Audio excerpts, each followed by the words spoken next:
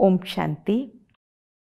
दशहरे का त्यौहार भारत में एक सांस्कृतिक उत्सव के रूप में मनाया जाता है। यह त्यौहार भारत के हर प्राणी के लिए महत्वपूर्ण भी है और अहम भी है।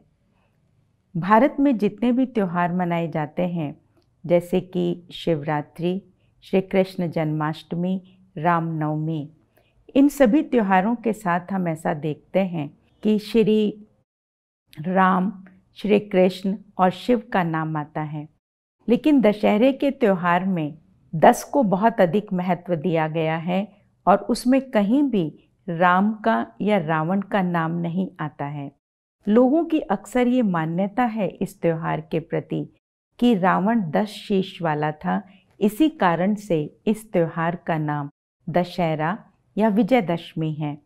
लेकिन प्रश्न मन में ये उठता है कि यदि वो 10 शीश वाला रावण था तो किस मुख से वो खाता होगा, किन कानों से वो सुनता होगा, किस मस्तिष्क से वो विचार करता होगा और किन आँखों के द्वारा वो देखता होगा।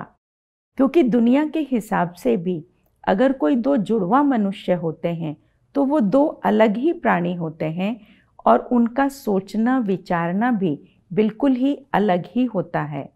तो ये मन में बात आना जायज हो जाता है कि एक व्यक्ति वह एक धड़ वाला और 10 शीश वाला एक मन का कैसे हो सकता है।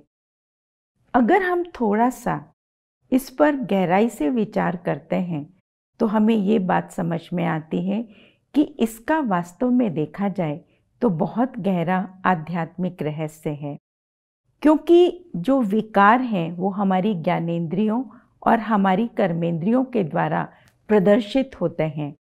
तो ये 10 शीश जो दिखाए जाते हैं, ये काम, क्रोध, लोभ, मोह, अहंकार, ईर्ष्या, हसद, छल, आलस्य और द्वेष के प्रतीक हैं। तो वास्तव में देखा जाए तो ये विकार ही हमें परेशान करते हैं। और इन विकारों को, क्योंकि हम लोग विकार जो है वो हमारे मुख्य जीवन के अंदर आज घुस चुके हैं और ये कर्मेंद्रियों और हमारी मेन मुख्य इंद्रियों के द्वारा प्रदर्शित होते हैं, इसलिए ही उनको मुख के द्वारा दिखा दिया गया है। दुनिया के हिसाब से भी जैसे 2 जुड़वा बच्चे होते हैं तो वो 2 अलग ही प्राणी होते हैं और उनका सोचना, बोलना और देखना सब कुछ अलग ही होता है। तो मन में ये प्रश्न पैदा होता है कि एक धड़ वाला, 10 शीश वाला, एक मन का व्यक्ति कैसे हो सकता है। अगर हम थोड़ा सा गहराई से विचार करते हैं तो हमें इसका आध्यात्मिक रहस्य समझ में आता है कि एक्चुअली जो शीश दिखाया जाता है ये हमारी 10 बुराइयों का प्रतीक है। और वो 10 बुराइयां हैं काम, क्रोध, लोभ, मोह, अहंकार, ईर्ष्या, आलस्य, द्वेष और हठ। जब ये बुराइयां हमारे जीवन में आ जाती हैं और बिल्कुल घर कर जाती हैं तो ये दिखाने के लिए विशेष रूप से शीश का प्रयोग किया गया है। जैसे आज की दुनिया में हम कहते हैं कि लालच के बिना तो बच्चों को पालना बड़ा मुश्किल है, काम विकार के बिना तो दुनिया नहीं चल सकती, उसके बिना तो जीना बड़ा मुश्किल है, अगर हम रिश्वत नहीं लेंगे तो परिवार को हम कैसे चलाएंगे। तो आज हर प्राणी के अंदर ये बुराइयां देखने में नजर आती हैं। इसी कारण से रावण को 10 शीश दिखाए जाते हैं, क्योंकि ये बताया जाता है कि रावण वेद शास्त्रों का ज्ञाता था, उसके अंदर बहुत ज्ञान था। और आपने देखा होगा कि प्रातः में रावण की पूजा की जाती है और पूजा के समय विशेष रूप से रावण को बनाया जाता है, उसके ऊपर बिड़कले रखे जाते हैं और साथ साथ जौ की बाल, जो कि हम लोग नवरात्रि के दिनों के अंदर बीजते हैं, उसको रखा जाता है। और बहनें जब भाइयों को तिलक देती हैं तो उस समय वो जो जौ की बाल बीजी जाती है उसको वो भाइयों के कानों में टांगती हैं, जो इसी बात का सिंबॉलिक होता है कि जो जैसा करेगा वो वैसा पाएगा। अगर हम अच्छा सोचेंगे तो हमें अच्छा मिलेगा और यदि हम बुरा सोचेंगे तो उसका रिजल्ट भी जो है वो हमारे सामने बुरा होकर ही आएगा। रावण को शाम को संध्या के समय जला दिया जाता है, जो कि इस बात का प्रतीक है कि परमात्मा जब इस सृष्टि पर अवतरित होते हैं तो वो एक ऐसा समय होता है जब ये कलयुगी सृष्टि खत्म होने वाली होती है और नई सतयुगी सृष्टि आने वाली होती है। तो इन दोनों के संधि काल में ही परमात्मा इस सृष्टि पर आते हैं। इसी कारण से रावण को संधि काल के समय जलाया जाता था।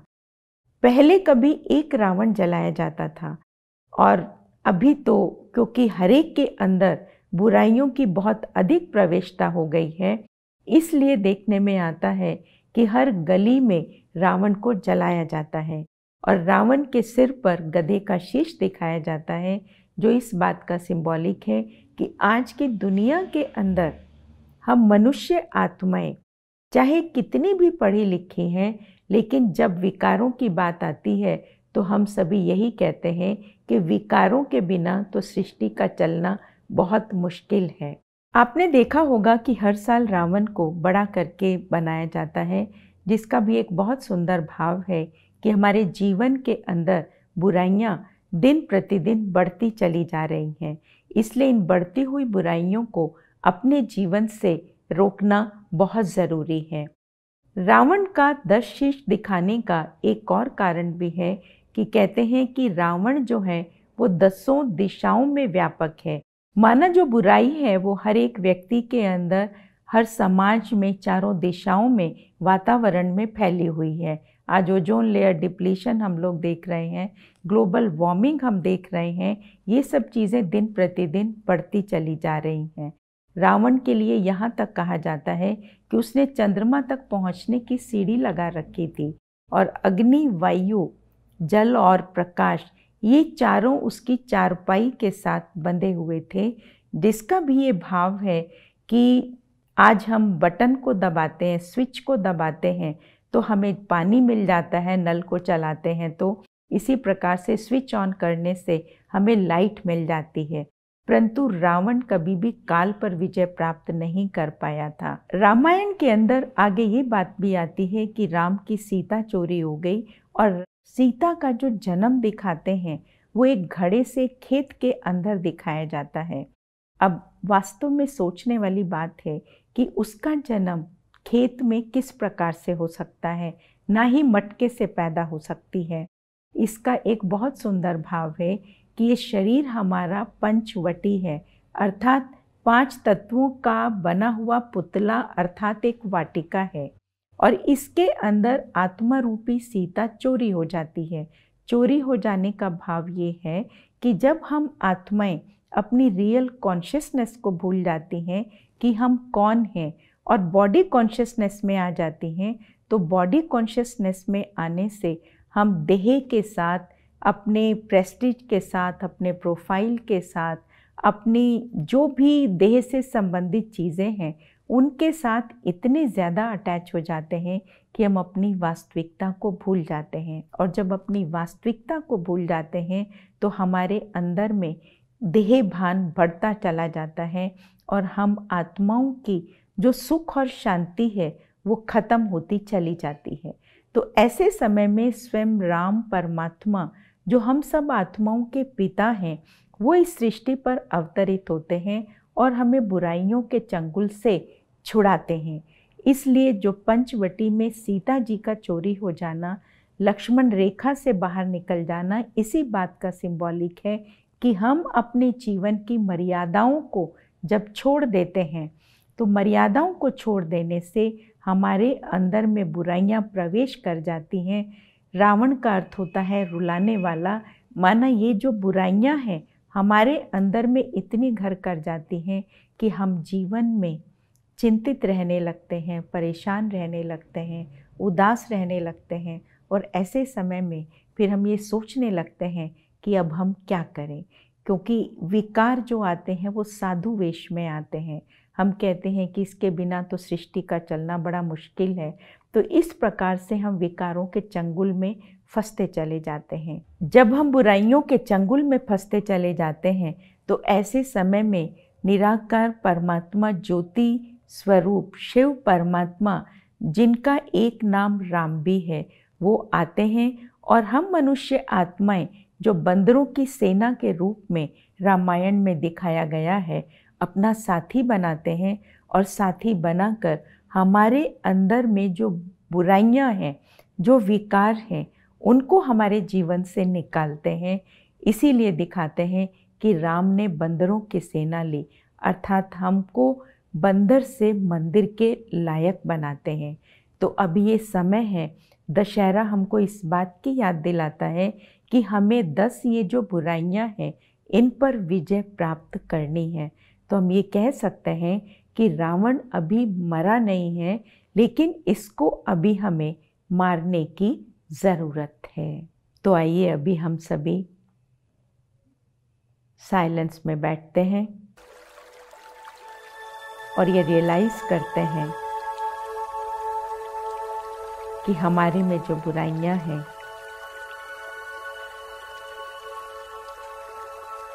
उनको हम आज के दिवस पर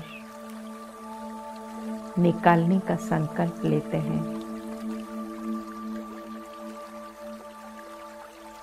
हर एक अपने भीतर छिपी हुई